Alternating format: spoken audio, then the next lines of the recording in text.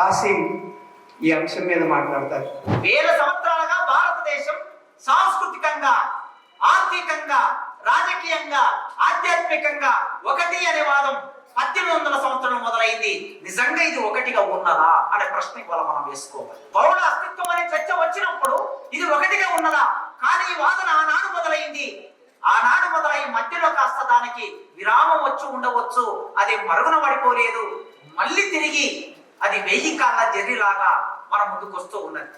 ఒక రకంగా బ్రిటిష్ వాడు భారతదేశానికి వచ్చిన తర్వాత ఒకటి అనే భారతీయత, ఒకటి అనే ఆలోచన విచ్ఛిన్నమైంది అని మొదలు పెట్టారు వారు. ఇండియన్ నేషనల్ కాంగ్రెస్ మొదలు కావడం కన్నా ముందే ఈ ఆలోచన మొదలు పెట్టారు. కనుక దీన్ని చక్కదిద్దాలంటే బ్రిటిష్ వాడు వచ్చి ఈ దేశంలో సామాజికంగా, సాంస్కృతికంగా, ఆర్థికంగా, ఆధ్యాత్మికంగా ఒకటి ఉన్న ప్రజల్ని విడగొట్టాడు, చీలగొట్టాడు. కనుక దీన్ని తిరిగి పునరుద్ధరించాలి అనే భావాన్ని ముందుకు తీసుకొచ్చారు. అట్లాంటి సాంస్కృతిక జాతీయవాదాన్ని భారతదేశంలో పురికొలిపిన వాడు, రూపొందించిన వాడు, విస్తృతంగా ప్రచారం చేసిన వాడు స్వామి వివేకానంద. సరిగ్గా 1863లో పుట్టిన స్వామి వివేకానంద 1890కి వచ్చే నాటికి ఈ దేశమంతా ప్రచారం చేసి చికాగోకు వెళ్ళి అక్కడి నుంచి దేశంతో సంభాషణ చేసి, ప్రపంచంతో సంభాషణ చేసి సాంస్కృతిక జాతీయవాదం అని ఇవాళ మనం మాట్లాడుతున్న దానికి మొట్టమొదటి పునాది అక్కడ కనిపిస్తుంది. దేశంలో సంఘ సంస్కరణ వాదం అనేది ఒకటి ముందుకు వచ్చినప్పుడు మార్క్సిస్టు పరిభాషలో ఒక దయానంద సరస్వతి, రాజా రామ్మోహన్ రాయ్, ఈశ్వరచంద్ర విద్యాసాగర్, కందుకూరి వీరేశలింగం, గురజాడ అప్పారావు ఇట్లాంటి వాళ్ళందరినీ మనం ఉద్దేశించి మాట్లాడి ఒక అంచనాకు రావాలంటే వీళ్ళ పట్ల మార్క్సిస్టు అవుట్లుక్ లో చెప్పాల్సి వస్తే వీళ్ళందరూ బూర్జువా సంస్కరణవాదానికి, బూర్జువా జాతీయవాదానికి వీళ్ళందరూ మూలము అని మాట్లాడతాం. కానీ ఆ బూర్జువా సంస్కరణవాదాన్ని, జాతీయవాదాన్ని ముందుకు తీసుకొచ్చిన వాళ్ళే ఈ దేశంలో హిందూ జాతీయవాదానికి వీళ్ళు అడ్డంకిగా మారారు అని వివేకానందుడు మొదలుపెట్టారు. ఈ సంస్కరణవాదమే ఈ దేశానికి అడ్డంకి, ఈ సంస్కరణవాదమే వైదిక మతానికి, ఈ సంస్కరణవాదమే హిందూ మతానికి, ఈ సంస్కరణవాదమే ఈ దేశ జాతీయవాదానికి, సాంస్కృతిక జాతీయవాదానికి అడ్డంకిగా ఉంది అని ఆనాడే వివేకానందుడు తన చికాగో ఉపన్యాసంలో మొదలుపెట్టాడు. మనం పూజించే దేవతలందరినీ పక్కన పెట్టండి. ఈ దేశంలో బహుళ అస్తిత్వంలో ఉన్నదేమిటి? మాదిగ వాళ్ళకి ఎల్లమ్మ ఉంటుంది, సాగలకి మడేలు ఉంటాడు, గౌండ్రులకి ఇంకో దేవుడు ఉంటాడు, యాదవులకి మరో దేవుడు ఉంటాడు. ఏ దేవుడు ఇంకొకరికి దేవుడు కాదు ఈ దేశంలో. ఆలోచించండి మిత్రులారా, ఈ దేశంలో ఒక్కొక్క కులానికి ఒక దేవుడు ఉన్నాడు. కొన్ని సందర్భంలో మాతృస్వామిక క్రమంలో వచ్చిన దేవతలు ఉన్నారు. మరికొన్ని సమాజంలో పితృస్వామ్యం ఏర్పడిన తర్వాత పితృస్వామిక సమాజంలో వచ్చిన దేవతలు ఉన్నారు. కానీ ఒక కులము దేవత మరో కులానికి లేదు. ప్రతి కులానికి దేశంలో పండుగలు ఉన్నాయి. ప్రతి కులానికి ఒక పద్ధతి ఉన్నది. పెళ్లి పద్ధతి వేరుంది, చచ్చిపోయినప్పుడు వేరుంది. అంటే పుట్టినప్పటి నుంచి మరణించే వరకు మనిషి జీవితంలో మిళితమైన ప్రతి కార్యాచరణ సంస్కృతి అని మనం నిర్వచిస్తే ఈ సాంస్కృతిక జీవితం అంతా భిన్నంగా ఉన్నది, ఎవరికి వారికి భిన్నంగా ఉన్నది. కానీ వీళ్ళు ఏమంటున్నారంటే మీ దేవతలందరినీ పక్కన పెట్టండి అన్నాడు స్వయంగా వివేకానందుడు. ఈ దేశంలో మీ దేవతలందరినీ పక్కన పెట్టండి, పెట్టి ఎవరిని పూజించాలి? భారతమాత ఒక దేవత.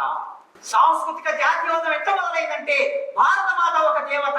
ఒకే భారతమాతగా భావించే దగ్గర మనం కూడా పరిమితులు ఉండక్కర్లేదు. ఇంతకుముందు స్కైబాబా చెప్పినట్లు అసలు జాతీయవాదం అనేది నీ సొంత నినాదమా? జాతీయవాదం అనేది నీ సొంత పేటెంటా? ఈ దేశంలో నిజమైన దేశభక్తులు ఎవరు? ఈ దేశాన్ని తన దేశంగా, తన మట్టిగా, తన నీరుగా, తన ఆకాశంగా భావించిన వాళ్ళు ఎవరు? మా ఎన్కే రాశాడు ఈ దేశం అంటే ఏమిటో. లాల్వనో బోలో వందే మాతరం. వందే మాతరం అంటే నీదేనా ఈ నినాదం? ఈ నినాదం నాది. ఈ నినాదం మట్టిని ప్రేమించిన వాడిది. ఈ నినాదం మట్టి నుంచి మల్లెపూలాంటి వెతుకులు తీసిన వాడిది. ఈ నినాదం శ్రమజీవులది. ఈ నినాదం ఉత్పత్తిని సృష్టించడం వల్ల. కనుక ఈ నినాదం నీది కాదు, ఈ ప్రజల నినాదం అయినప్పుడు భారత మాత వరకు ఓకే, భారతదేశం ఓకే. కానీ భారత మాతను ఏం చేశారు? దేవతగా మార్చారు. ఈ దేవతగా మార్చే దగ్గరనే సాంస్కృతిక జాతీయవాదం మొదలైంది. కనుక జాతీయవాదం అనేది ఒక సమిష్టి ఆలోచన, ఒక సమిష్టి వ్యక్తీకరణ, అదొక విలువ. జాతి అనే భావన ఒక విలువ. కానీ భారతదేశంలో ఇది విలువగా ఉందా? ఈ దేశంలో ఉన్న ప్రజలందరూ భారత జాతి అనే భావంతో మిళితం కాగలుగుతున్నారా? ఆలోచించినప్పుడు ఇది ఇవాళ మతానికి పర్యాపదంగా మారిపోయింది. జాతి అంటే, జాతీయవాదం అంటే వైదిక మతానికి పర్యాపదంగా మారింది. జాతీయవాదం అంటే బ్రాహ్మణ మతానికి పర్యాపదంగా మారింది. కనుక జాతీయవాదం అంటే విభజన రాజకీయాలే ఈ దేశంలో ఈనాడు. ముస్లింలు లోపలి శత్రువులని, కమ్యూనిస్టులు బయటి శత్రువులని, ఈ దేశంలో ఇద్దరు శత్రువులను ప్రకటించాడు గోల్వాల్కర్. పంజాబ్ తాట్ అనే పుస్తకంలో ఇద్దరిని శత్రువులు ప్రకటించాడు. మొదటి శత్రువులు ముస్లింలు, వాళ్ళు మన అంతర్గత శత్రువులు. రెండో శత్రువులు కమ్యూనిస్టులు, వాళ్ళు బయట నుంచి వచ్చిన సిద్ధాంతం శత్రువులు. ఇవాళ జాతీయవాదం ఏం మాట్లాడుతుందంటే అంతర్గత శత్రువుని, బహిర్గత శత్రువును, ఇద్దరు శత్రువులను ప్రకటించి ఆ శత్రువుల మీద యుద్ధానికి బయలుదేరి జాతీయవాదం అనేది ఒకానొక సందర్భంలో, ఒక రాజకీయ సందర్భంలో అదొక వలస వ్యతిరేక పోరాట విలువ. ఒక గాంధీ, ఒక భగత్ సింగ్, ఒక సుభాష్ చంద్రబోస్, ఒక కొమరం భీం, ఒక అల్లూరి సీతారామరాజు, ఇది ఒక విలువ. ఈ దేశం కోసం బ్రిటిష్ వారికి వ్యతిరేకంగా జరిగిన వలసవాద వ్యతిరేక పోరాటంలో జాతీయవాదం ఒక విలువ. అదొక వైవిధ్య భరితమైన వేడుక, వైవిధ్య భరితమైన పండుగ. అట్లాంటి వైవిధ్యాన్ని, భిన్నత్వ భావంలో నుంచి వచ్చిన జాతీయవాదాన్ని కూని చేసి ఆ జాతీయవాదాన్ని వాళ్ళ ఒక వ్యతిరేకమైన భావంగా రూపొందించి సమాజం మీదికి ఏకరూపతతో దండెత్తడానికి ప్రయత్నం చేస్తూ ఉన్నారు. భిన్నమైన ఆలోచనలు కలిగిన వారు, భిన్నమైన అస్తిత్వం కలిగిన వారు బ్రిటిష్ వారికి వ్యతిరేకంగా పోరాటం చేస్తున్న క్రమంలో ఏకమైనప్పుడు అదొక విలువ. కానీ అదే విలువను అదొక భూత పరంగా మార్చి, దాన్ని ఒక ఆధిపత్య రూపంగా మార్చి ఇవాళ సమాజం మీద దాడి చేయడానికి ఏకరూపంతో ముందుకొస్తున్నారు. ఒకే దేశం, ఒకే మార్కెట్, ఒకే దేశం, ఒకే భాష, ఒకే దేశం, ఒకే ఎన్నిక, ఒకే దేశం, ఒకే పన్ను, ఒకే దేశం, ఒకే మతం. ఇది వారి ఆలోచన. కనుక జాతీయవాదం అంటే, సాంస్కృతిక జాతీయవాదం అంటే గతాన్ని కీర్తించటం. ఈ గతాన్ని కీర్తించడం ఎంతవరకు వచ్చిందో నేను తర్వాత ప్రస్తావిస్తాను. జాతీయవాదం అంటే నిరంకుశత్వాన్ని పోషించటం, నిరంకుశత్వాన్ని నిలబెట్టడం. జాతీయవాదం అంటే ఉన్మాదాన్ని ప్రోత్సహించటం. జాతీయవాదం అంటే మతము, భాష, వైవిధ్యం, సమాఖ్య, లౌకికవాదం, సమానత్వం, స్వేచ్ఛ లాంటి బహుళ అస్తిత్వ పదాలను నిరాకరించి ఒకే రకమైన సాంస్కృతిక జాతీయవాదంగా మన మీదికి దాడి చేయటం. సాంస్కృతిక జాతీయవాదం అంటే మొట్టమొదలు అది భారతదేశ రాజ్యాంగం మీద దాడి చేస్తుంది. ఎందుకంటే భారతదేశ రాజ్యాంగం we the people of India అని మొదలై భారతదేశ పౌరులమైన మేము భారతదేశాన్ని సర్వసత్తాక సార్వభౌమ గణతంత్ర లౌకిక సామ్యవాద రాజ్యంగా గుర్తిస్తున్నాము. రాజకీయాల్లో సమానత్వం, ఆర్థికంలో సమానత్వం, వ్యక్తీకరణలో సమానత్వం, ఉద్యోగాల్లో సమానత్వం, మనుషులందరూ సమానత్వం అనే భావాన్ని ఇండియన్ కాన్స్టిట్యూషన్ ప్రియంబుల్ చెబుతుంది. ఈ సమానత్వం సాంస్కృతిక జాతీయవాదానికి ఇష్టం ఉండదు. అందుకే సమానత్వం అనే భావాన్ని విచ్ఛిన్నం చేయాలంటే ఈ రాజ్యాంగం మీద దాడి చేస్తుంది. ఒక్కసారి ఆలోచించాలి. మనము రాజ్యాంగం మీద దాడి చేస్తున్నాం. సాంస్కృతిక జాతీయవాదంతో వాళ్ళు రాజ్యాంగం మీద దాడి చేస్తున్నారు. ఈ రూపం ఎక్కడికి ప్రయాణం చేస్తుందో ఒక్కసారి మళ్ళీ మనం ఆలోచించుకోవాల్సిన సందర్భం కూడా ఇది. మిత్రులారా, దేశభక్తే జాతీయవాదంగా రూపొందుతుంది. తొండ మొదటి ఊసరి వెళ్ళి, తొండ దేశభక్తి, ఊసరి వెళ్ళి జాతీయవాదం. ఈ దేశంలో దేశభక్తి అనే భావాన్ని, ఈ మాతృదేశభక్తి, మాతృభూమి అనే భావాన్ని ప్రజల్లో విస్తృతంగా ప్రచారం చేసి భిన్నమైన ఆలోచనలు ఒక దగ్గరికి తీసుకొచ్చి సాంస్కృతిక భావాన్ని వాళ్ళ చుట్టూ, సంస్కృతి చుట్టూ వాళ్ళని కేంద్రీకరింపజేసి జాతీయవాదానికి దగ్గరగా మారుస్తూ ఉన్నారు. నిజానికి 1800 సంవత్సరంలో ప్రపంచవ్యాప్తంగా పెట్రియాటిజం అనే ఒక పదం ముందుకొచ్చి ఆ పదం చుట్టూ ప్రజల్ని ఏకం చేశారు. ఎవరు ఏకం చేశారు? పెట్టుబడిదారులు ఏకం చేశారు. జాతీయవాదం విడిగా ఉండదు, సాంస్కృతిక జాతీయవాదం విడిగా ఉండదు, దీనికి విడి అస్తిత్వం ఉండదు. తప్పనిసరిగా పెట్టుబడి తన ప్రయోజనాల కోసం జాతీయ రాజ్యాలను ముందుకు తీసుకొచ్చింది. పెట్టుబడి తన ప్రయోజనాల కోసం జాతీయవాదాన్ని ముందుకు తీసుకొచ్చింది. పెట్టుబడి తన ప్రయోజనాల కోసం జాతీయ పోరాటాలను కూడా ముందుకు తీసుకొచ్చింది. ప్రపంచంలో మీరు ఏ దేశాన్ని తీసుకోండి, పెట్టుబడి ప్రయోజనం లేని చోట అది జర్మనీలో నాసిజమైన, ఇటలీలో ఫాసిజమైన, ఇండియాలో ఇండియన్ నేషనల్ కాంగ్రెస్ ఏర్పాటైన పెట్టుబడిదారి ప్రయోజనాలు లేకుండా రూపొందలేదు. అందుకే వీళ్ళు ప్రపంచంలో ఎక్కడైనా సరే ఈ భావం వచ్చినప్పుడల్లా పెట్టుబడి పెట్టి ఎక్కువ లాభాలు పొందడం, ఆ పెట్టుబడిని విస్తరింపజేయడం, ఆ పెట్టుబడికి ఏమైనా పరిమితులు ఉంటే, ఆటంకాలు ఉంటే వాటన్నిటిని దాటుకొని ముందుకు వెళ్ళడానికి పెట్టుబడి వెనుక నుంచి డబ్బును పోటీ చేస్తుంది, డబ్బు పెడుతుంది, కావలసిన ప్రచార సాధనాలను కల్పిస్తుంది. ఆ ప్రచార సాధనాలతో సాంస్కృతిక రూపంగా ప్రజల మీద దాడి చేస్తుంది. ఇవాళ మన మీద దాడి చేస్తున్న సాంస్కృతిక జాతీయవాదం విడిగా లేదు. దీని వెనుక అంబానీ, దీని వెనుక అదానీ, దీని వెనుక అమెరికా. మీరు ఏమైనా చూడండి, చిన్న చిన్న విషయాలు కూడా పెట్టుబడి ఎంత దూరం వచ్చిందో మనం ఆలోచిస్తే, సూక్ష్మంగా అర్థం చేసుకుంటే అర్థమవుతాయి. శ్రమజీవి అనే వాడికి ప్రపంచంలో ఏముంటుంది? ఒకే దేశం ఉంటుంది. ప్రపంచంలో శ్రమజీవి అనేవాడు స్త్రీ అయినా పురుషులైనా, భారతదేశమైనా, చైనా అయినా, జపాన్ అయినా, అమెరికా అయినా, కార్మికుడే, దోపిడిదారుడే. కానీ పెట్టుబడికి ఏముంటుందంటే అది మతాన్ని ఆశ్రయిస్తుంది, అది భాషని ఆశ్రయిస్తుంది, అది సంస్కృతిని ఆశ్రయిస్తుంది. ఆ దేశభక్తి యొక్క విశృంఖలత్వం సాంస్కృతిక జాతీయవాదంగా మారుతుంది. మొదటి దశలో, ఈ భారతదేశంలో మొదటి దశలో అంటే 2014లో దేశభక్తి మన ముందుకు వచ్చింది. ఎప్పుడు దేశభక్తి గురించి మాట్లాడటం లేదు. వాళ్ళు ఆధిపత్య భావజాలాన్ని మెల్లగా ప్రోధి చేసిన తర్వాత ఈ రోజు ఎక్కడి వరకు వచ్చాం? స్వాతంత్రాన్ని కోరుకోవడం ఒక జాతీయవాదం. నిజానికి ఈ స్వాతంత్రాన్ని కోరుకోవడం అనే భావం నుంచి వ్యక్తుల సమూహం కలిసి ఉండే తత్వం, భూభాగం, రక్తం, సంస్కృతి, చరిత్ర ఒకటిగా ఉన్నట్లయితే ఈ ప్రజలందరినీ ఒక జాతిగా, యూరోపియన్ ఆలోచన పరులు జాతికి ఇచ్చిన నిర్వచనం ఇది. ఒక సమూహం, ఒక భాష, ఒక రక్తం, ఒకే కలిసి ఉండే తత్వం, ఇది ఒక జాతి. ఈ దేశంలో ఇది ఉందా? నిజంగా భారతదేశం నాది అని అనుకునే ప్రజలు ఎంతమంది దేశంలో? వాళ్ళే చెబుతున్నట్లు 80 కోట్ల మంది ప్రజలకి మేము కేంద్ర ప్రభుత్వం ద్వారా నిత్యావసర సరుకులు సరఫరా చేస్తున్నామని ఎన్నికల ప్రచారంలో ప్రకటించారు. 140 కోట్ల జనాభాలో 80 కోట్ల మందికి నిత్యావసర వస్తువులు సప్లై చేస్తున్నామంటే దాని అర్థం ఏమిటి? ఈ దేశంలో 80 కోట్ల మంది తిండి లేని ప్రజలు ఉన్నారని దాని అర్థం. 80 కోట్ల మంది తిండి లేని ప్రజలు ఉన్న చోట ఈ దేశం అంటే ఆ ప్రజలకు ఏమర్థం అవుతుంది? కనుక దేశం అంటే ఒకటి కాదు, భాష అంటే ఒకటి కాదు, సంస్కృతి అంటే ఒకటి కాదు, తిండి అంటే ఒకటి కాదు, మనుషులంటే ఒకటి కాదు, రక్తం అంటే ఎర్రగా ఉండవచ్చు, కానీ ఈ దేశంలో మనుషులంతా ఒకటి కాదు. ఈ దేశంలో మనిషి వ్యక్తం అవుతే ఎట్లా వ్యక్తం అవుతాడు? ఓరియు అంటే ఏమిటది?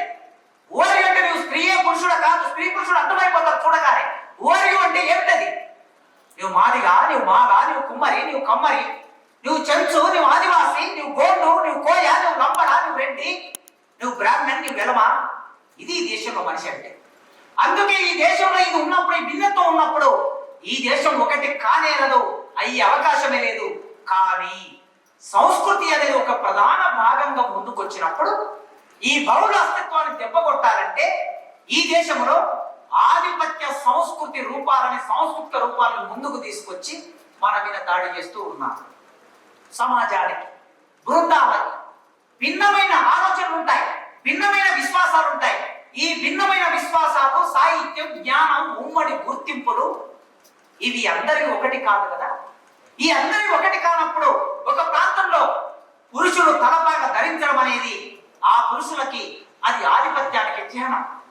మీరు ఒక రాష్ట్రంలోకి వెళితే, మీరు రాజస్థాన్కు వెళితే, లేదా ఉత్తరప్రదేశ్కు వెళితే, లేదా ఇంకో ప్రాంతానికి వెళితే అగ్రకుల పురుషులు తలపాగా ధరించడం అనేది వాళ్ళ ఆధిపత్యానికి, సమాజంలో వాళ్ళ గౌరవానికి అదొక చిహ్నం. చెప్పులు వేసుకొని నడవటం కూడా కొందరికి అదొక చిహ్నం. కానీ చెప్పులు కుట్టినవాడు, చెప్పులు వేసుకొని ఒక మనిషి ముందు నడవలేని, చెప్పులు కుట్టినవాడు, వాడి కాళ్ళకు చెప్పులు కుట్టినవాడు, ఆ ఉత్పత్తిదారుడే చెప్పులు వేసుకొని ఆధిపత్య శక్తుల ముందు నడవలేని ఒకనొక నిర్మాణం భారతదేశంలో సామాజిక నిర్మాణం ఉందంటే ఈ దేశం ఏమనుకోవాలి? ఈ దేశం అంతా ఒకటి ఎలా అవుతుంది? కనుక ఉన్నత సంస్కృతి, శిక్షితుల సంస్కృతి, మంద సంస్కృతి అని 3 విధాలుగా సోషలిస్టులు దీన్ని విభజన చేశారు. సంస్కృతి అంతా కూడా ఒకటిగా. సాంస్కృతిక ఆధిపత్యం అన్నప్పుడు ఇది ఖచ్చితంగా ఆధిపత్య సంస్కృతి, ఇది మంద సంస్కృతి. మంద సంస్కృతి అంటే ఇక్కడ ఉన్మాదాన్ని సృష్టించే మంద సంస్కృతి. ఈ ఉన్మాదం కింద మనిషి ప్రవర్తన ధోరణులు. సంస్కృతి ఏం చేస్తుంది? మన ప్రవర్తన నిర్ణయిస్తుంది. ఒక పనిని అనుమతించడం, మరో పనిని నిరాకరించడం, లేదా ఒక ఆలోచనని అనుమతించడం, ఇంకొక కార్యకలాపాన్ని నిషేధించడం సంస్కృతిలో భాగంగా ఉంటాయి. ఒక పనిని ఆదర్శంగా చూపిస్తుంది, ఇంకో పనిని ఆదర్శం లేనిగా చూపిస్తుంది. ఒక వేశ్య భారతదేశంలో తన జీవితాన్ని ఎందుకు అమ్ముకుంటున్నది? కానీ ఈ సమాజం ఏం చూపిస్తుందంటే ఇదొక తక్కువతనంగా, తక్కువ అనే ఒక ఈ కార్యకలాపాన్ని తక్కువ చేసి చూపిస్తుంది, పతివ్రత ధర్మాన్ని ఎక్కువ చేసి చూపిస్తుంది. అంటే ఒక పని నిరాకరిస్తుంది, ఒక పని నిరాకరించలేదు. ఒక మనిషి తన జీవితంలో అలారు చేసి బతకడమే, మిత్రుడు స్కైబాబా చెప్పినట్లు అలారు చేసి బతకడమే ఒక మనిషి వృత్తి, ఒక మనిషి జీవితం. మాదిగ వాళ్ళు ఎద్దులు కోసుకొని తినాలనుకున్నా కూడా ఒక ముస్లిం వచ్చి దాన్ని కోసిన తర్వాతనే కుప్పలేసుకొని పోగులేసుకొని తింటారు. ఈ అలారు చేసి బతకడం అనే ఒక కార్యకలాపం, అది వృత్తి. కానీ వాళ్ళ అలారు చెయ్యటమే నిషేధించబడే ఈ కార్యకలాపాన్ని నిషేధించి ఒక సాంస్కృతిక ఆధిపత్యం కింద, ఒక పడగ కింద మనం జీవిస్తున్నాం. గట్టిగా మాట్లాడుకోలేదు, మాంసం తినే విషయాన్ని కూడా గట్టిగా మాట్లాడుకోలేని ఒకనొక స్థితిలోకి నెట్టబడ్డాం. కనుక ప్రతి మనిషి సంస్కృతిలో పుట్టి, సంస్కృతిలో పెరిగి, సంస్కృతిలోనే మరణిస్తున్నప్పుడు, చనిపోతున్నప్పుడు, ఆధ్యాత్మిక విషయాలు కూడా సంస్కృతిలో భాగమవుతున్నప్పుడు ఈ మనుషుల్ని తీర్చిదిద్దేవి కూడా సంస్కృతి అవుతుంది. వీళ్ళ ఆలోచన తీర్చిదిద్దేది కూడా సంస్కృతి అవుతుంది. అందుకే ఇక్కడ అణిచివేసే సంస్కృతి ఒకటి, అణిచివేతకు గురయ్యే ప్రజల సంస్కృతి ఒకటి. ఈ సంస్కృతిలో మన ఆలోచన విధానాలను మెల్లగా వాళ్ళకు అనుకూలంగా ఎట్లా మార్చుకుంటారంటే ఒక భావజాలాన్ని మనుషుల చుట్టూ పరివ్యాప్తి చేస్తారు. ఒక మనిషి ఆర్థిక స్థితి మారినంత మాత్రాన ఆ మనిషి భావజాలం మారుతుందని మనం అనుకోలేము. 2 కోట్ల రూపాయలు పెట్టి ఆడి కారు కొన్నవాడు, 2 కోట్ల రూపాయలు పెట్టి ఆడి కారు కొన్నవాడు, 10 లక్షలు పెట్టి ట్రాక్టర్ కొన్నవాడు, ఎద్దుల బండి తయారు చేయించుకున్నవాడు, ఈ 2 కోట్ల ఆడి కారును తీసుకొని వెళ్ళి హైదరాబాద్ లో బంజరైల్స్ లో ఆ మషమ్మ దగ్గర పూజ చేయించడం అనే ఒక పద్ధతి కొనసాగటం ఈ సమాజపు హీన విలువకి అదొక ఆలంబన, అదొక ఉదాహరణ. ఎద్దుల బండిని లేదా ఒక 2 వీలర్ని దేన్నైనా సరే నిమ్మకాయలు కట్టుకోవడం, జీడి గింజలు కట్టుకోవడం, కొబ్బరికాయ మీద ఎక్కించడం, ఇది ఏ సంస్కృతికి తార్కాణం ఈ దేశంలో? అంటే ఈ సమాజపు విలువ ఏ సమాజపు ఆలోచన విధానాల్లో ఉన్నదో, ఏ ఆధిపత్య శక్తుల ఆలోచన విధానం ఉన్నదో, ఆ ఆధిపత్య శక్తుల ఆలోచన విధానాన్ని సమాజంలో ఎక్కువగా విస్తృతపరుస్తూ ఉన్నారు. నిజానికి చదువు పెరిగే కొద్దీ, ఆర్థిక స్తోమత పెరిగే కొద్దీ మనిషి ఆలోచన మారాలి. కానీ మీ ఆర్థిక స్తోమత అనేది మనిషి ఆలోచన విధానంలో గుణాత్మకమైన మార్పులను తీసుకురావటం లేదంటే అర్థం ఏమిటి?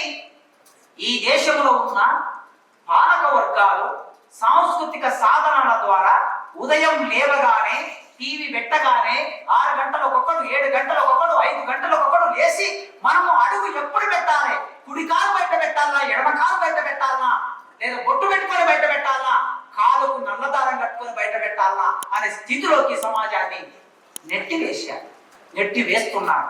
అందుకే శాస్త్రవేత్తలు కూడా, మేధావులు కూడా ఎక్కడి వరకు వచ్చారంటే మిత్రులారా, ఈ దేశ అధినాయకుడు ఇండియన్ సైన్స్ కాంగ్రెస్ లో ఈ దేశ అధినాయకుడు ఏం మాట్లాడుతున్నాడు? ఏం మాట్లాడారు మీరందరూ విన్నారు? ఏం మాట్లాడారు? సాంస్కృతిక జాతీయవాదానికి ఒక రూపం ఏంటంటే నేతృత్వం కలిగి ఉండటం, లేదా పూర్వకాలానికి మనల్ని తీసుకెళ్లటం, గతమే మంచిది అని చెప్పటం. ఈ దేశ అధినేత ఇండియన్ సైన్స్ కాంగ్రెస్ లోకి ప్రవేశించి అక్కడ శాస్త్రవేత్తలు ఉంటారు, సైన్స్ ప్రొఫెసర్లు ఉంటారు, మేధావులు ఉంటారు. వాళ్ళ దగ్గర ఏం మాట్లాడాడంటే భారతదేశంలో 1000 సంవత్సరాల కిందటనే టెస్ట్ టు బేబీ టెక్నాలజీ ఉంది అని మాట్లాడాడు. టెస్ట్ టు బేబీ టెక్నాలజీ చరిత్ర ఎంత? ఒక 50 ఏళ్ళు. కానీ ఆయన ఏమంటున్నాడు? 1000 సంవత్సరాల కిందటనే భారతదేశంలో ఉన్నది అంటున్నాడు. ఉదాహరణ ఏం చెప్తున్నాడు?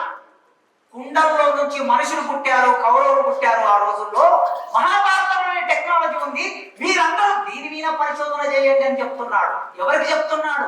శాస్త్రవేత్తలకు చెప్తున్నాడు. కనీసం ఈ ప్రపంచం ఏమైనా నవ్వుకుంటది అనేటటువంటి సంశయం లేకుండా దేశ అధినేత మాట్లాడుతున్నాడు. ఈ దేశంలో 1000 సంవత్సరాల కిందట ప్లాస్టిక్ సర్జరీ ఉంది అని మాట్లాడుతున్నాడు ఈ దేశ అధినేత. ఉదాహరణ ఏం చెప్తున్నాడు? వినాయకుడిని శివుడు చంపారు, తర్వాత పార్వతి వచ్చింది, మళ్ళీ తనగా వినాయకుడు కావాలన్నది, ఏనుగు తలను తీసుకొచ్చి వినాయకుడిని పెట్టి బతికించాడు. ఎప్పుడో ప్లాస్టిక్ సర్జరీ ఇక్కడ జరిగింది కనుక దీని మీద మీరు పరిశోధన చేయండి అని చెప్తున్నాడు. సాంస్కృతిక జాతీయవాదం సైన్సును కూడా నిరాకరిస్తుంది, ఆలోచన కూడా నిరాకరిస్తుంది. అందుకే ఇప్పుడు రంగుల అర్థాలు ఎవరు చెప్పారండి? రంగుల అర్థాలు ఎవరు సూచించారండి? నలుపు అశుభమని, పసుపు శుభమని ఎవరు చెప్పారు ఈ దేశంలో? ఎవరో ఒకరు చెప్పుండాలి కదా.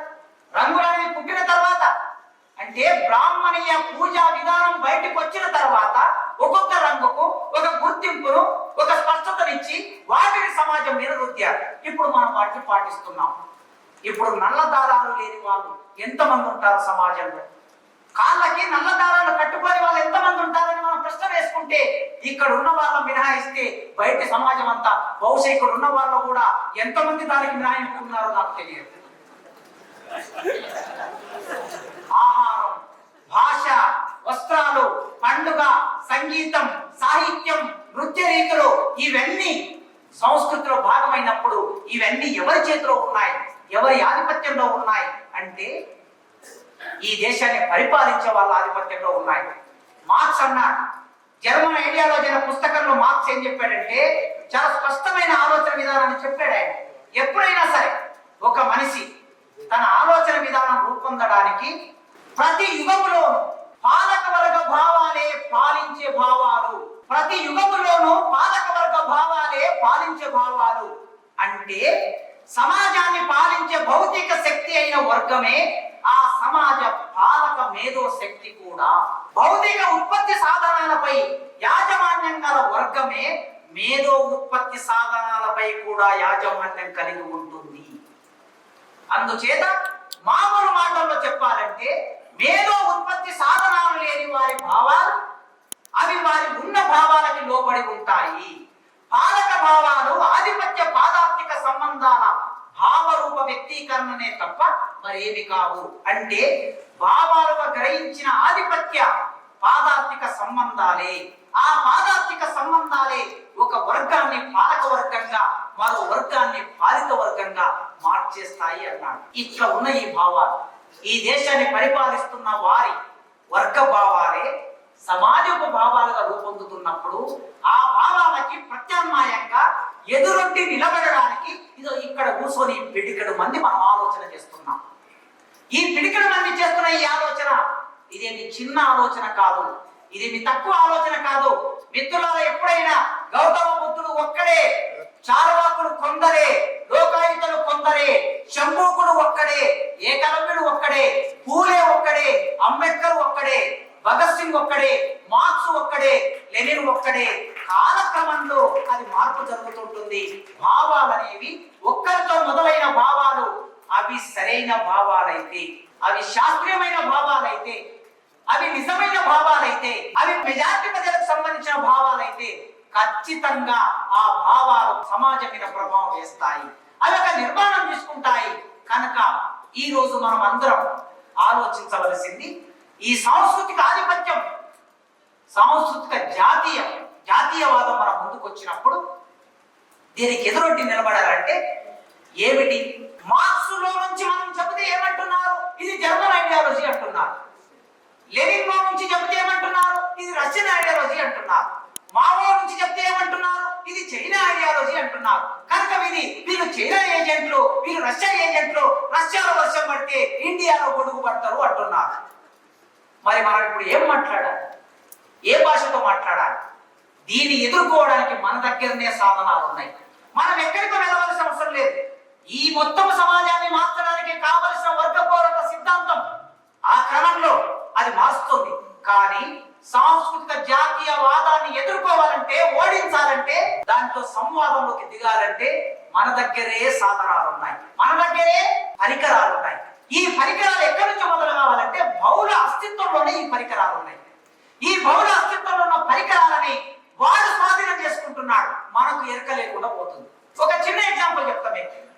బొడ్రాయి పండుగ, ఇక్కడ చాలా మంది పెద్దవాళ్ళు ఉన్నారు. ఇంతకు ముందు గడ్డిపూల కథలో 90 ఏళ్ళు నిండిన పెద్ద ఆయన కూడా ఇక్కడ ఉన్నాడు. బొడ్రాయి పండుగ చేయటం ఎన్నడైనా చూశారా? నాకు 40-50 ఏళ్ళకు దగ్గర వస్తున్నా, నేనైతే చూడలేదు. మా ఊళ్ళో 4 బొడ్రాయిలు ఉన్నాయి. రోడ్డు పైకి వస్తుంది, బొడ్రాయి కిందికి పోతుంది. పైన లైన్ వస్తాడు, ఒక కొబ్బరికాయ కొడతాడు, అవసరంతో యాతను వస్తాడు, బొడ్రాయిని తీసి పైన పెడతాడు. ఇది అలా జరిగేది. పైన లైన్ మాత్రమే చేస్తాడు. కానీ ఈ బొడ్రాయి అనే ఒక సాంస్కృతిక రూపంలోకి, మనిషి జీవితంలో భాగమైన ఈ రూపంలోకి శక్తి పీఠాల్లో పనిచేసే బ్రాహ్మణులు ఇక్కడికి ప్రవేశించారు. దీన్ని ఏమంటాం? సాంస్కృతిక జాతీయవాదం అంటాం. నా అర్థంలో సాంస్కృతిక జాతీయవాదం. ఎన్నడూ కూడా గ్రామ దేవతల దగ్గరికి బ్రాహ్మణులు వచ్చి పూజలు చేసిన సందర్భాలు లేవు. బోనాల పండుగ జరుగుతుంది, బ్రాహ్మణుడు రాలే. కోటమైసమ్మ పండుగ జరుగుతుంది, బ్రాహ్మణుడు రాలే. కట్టమైసమ్మ జరుగుతుంది, బ్రాహ్మణుడు రాలే. భూమిలో పంట పండించిన తర్వాత ఆ పంటను ఇంటికి తెచ్చుకునే ముందు భూలక్ష్మమ్మకి నైవేద్యం పెడతారు, బ్రాహ్మణుడు లేడు. ఇల్లు ఉంటే ఆ ఇంట్లో ఒక గూడు ఉంటే ఆ గూడిలో ఒక ఎల్లమ్మ పుల్లమ్మను పెట్టుకుంటారు. ఎల్లమ్మ పండుగ ఉంటుంది, చాలా అద్భుతంగా 10 రోజులు జరుపుతారు. అక్కడికి బ్రాహ్మణుడు రాలే. ఈ మొత్తం ప్రాసెస్ లో బయలులైన ఉన్నాడు. కానీ వాళ్ళ బయలులైన జీవనోపాధి కోల్పోయి బ్రాహ్మణుడు అక్కడికి ప్రవేశించాడు. అంటే బ్రాహ్మణుడు ప్రవేశించాడంటే నేను వ్యక్తి గురించి మాట్లాడలేదు, ఇక్కడ భావజాలం ప్రవేశించింది, బ్రాహ్మణీయ భావజాలం ప్రవేశించింది. బతుకమ్మ పండుగ అనేది పూర్వ పండుగ మాత్రమే, ప్రకృతి పండుగ మాత్రమే. కానీ బతుకమ్మ పండుగ గత 5 సంవత్సరాలుగా దాని రూపం మారిపోయింది. ఏ రూపం? శక్తి రూపాన్ని తీసుకొచ్చి, లేదా కలకత్తా కాళిక రూపాన్ని తీసుకొచ్చి, బెజవాడ కనకదుర్గ రూపాన్ని తీసుకొచ్చి ఆ పూలు పేర్చిన తర్వాత పైన పెడుతున్నారు. ఏమిటి ఇది అంటే, ఈ దేశంలో ఉండే ప్రజల జీవన అస్తిత్వాలు, భిన్నమైన బహుళ అస్తిత్వాలని వాళ్ళు వశం చేసుకుంటున్నారు. కానీ మనం వదిలేశాం. అందుకే సాంస్కృతిక జాతీయవాదం అంటే అది వైదిక మతం. సాంస్కృతిక జాతీయవాదం అంటే అది ఆర్య భావన. సాంస్కృతిక జాతీయవాదం అంటే అది బ్రాహ్మణిజం. సాంస్కృతిక జాతీయవాదం అంటే అది ఆధిపత్యం. దీన్ని వ్యతిరేకించాలంటే మన దగ్గర ఉన్న ఈ మూలాలు ఉన్నాయి. జానపద సాహిత్యం ఉన్నది, జానపద సంస్కృతి ఉన్నది, జానపద ఆటలు ఉన్నాయి, ప్రజల శ్రమ జీవితం ఉన్నది. వీటిలో నుంచి వాళ్ళకి ఎదురొడ్డకపోతే ఆర్యన్ కల్చర్, బ్రాహ్మణీయ కల్చర్, వైదిక కల్చర్ ను మనం ఎదుర్కొనకపోతే దీన్ని ఓడించలేం. మీరు వైష్ణవ మతాన్ని వ్యతిరేకించాలనుకున్నారు. ఆల్టర్నేట్ ఏమొచ్చింది? 1280 నుంచి మొదలు పెట్టి 1330-40 వరకు తెలుగు సాహిత్యం ఏం జరిగింది? శైవ కవిత్వం వచ్చింది. శైవ కవిత్వం వచ్చింది. శైవ కవిత్వం ఏం చేశారు? వీళ్ళు ఎక్కడికో వెళ్ళి వేరే సిద్ధాంతాలు తీసుకురాలి. తమ జీవితంలో భాగమై వైష్ణవం ఏం చెప్పింది? భక్తుడిని నిరాకరించింది, దేవుణ్ణి ప్రదానం చేసింది. శైవం ఏం చెప్పింది? భక్తుడి కోణంలో దేవుడు. వాల్మీకి సోమనాథుడు ఏమన్నాడు? భక్తుడే దేవుడు, దేవుడు భక్తుడు కాదు, భక్తుడే దేవుడు. దేవుడి కోసమే భక్తుడు. అందుకోసమే ఆయన ఏం చేశాడు? దేశీయ పదాలని, దేశీయ భాషని, దేశీయ ఇతివృత్తాన్ని తీసుకొని, అంటే భక్తుల జీవితాలని ఇతివృత్తంగా తీసుకొని సాహిత్యం రాయటం వలన వైష్ణవానికి దీని పోటీగా నిలబెట్టారు.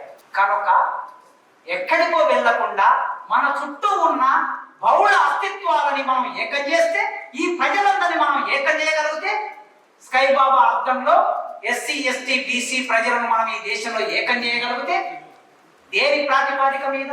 కులం ప్రాతిపాదిక మీద ఏకం చేయలేము ఎప్పుడు కూడా.